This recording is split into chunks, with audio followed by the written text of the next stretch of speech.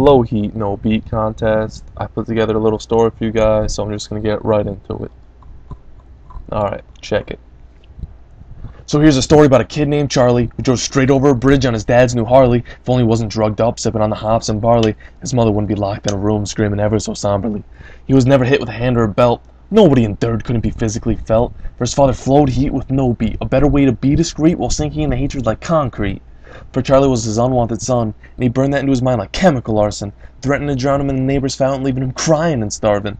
Now Charlie wanted to live a good life, but how could he in his strife, imagining a murder every time he held a dinner knife, now at the edge drowning in despair, and the only encouraging words to spare was to grow a pair? It was right then and there he stopped and stared. No, something wasn't right in his mind. He needed to find a new way to unwind. So instead of killing people, he took up to killing on his Xbox. But all he ever heard was a bunch of loud cocks who just laughed and mocked, like the morning rooster, loud and consistent, always bringing him down, cruel and persistent. Now people didn't think this was a bad thing, showing him it wasn't just his dad's words that sting, but the reality in his mind was sick and saddening.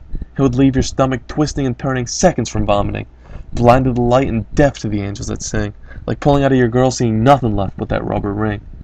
So Charlie took to the shadows away from the world alone, but all he ever really wanted was a place to call home. So he took to the heroin and shot up, put in nothing but booze in his cup, drank until his brain was mushed, and lit up and smoked some kush, happy in his drug-induced ecstasy, until he ran out of money and realized his life was nothing but a smoke-filled fantasy. One last trip home, he put an axe right through his father's dome, put a helmet on his own, and got on the Harley. And that was the end of Charlie.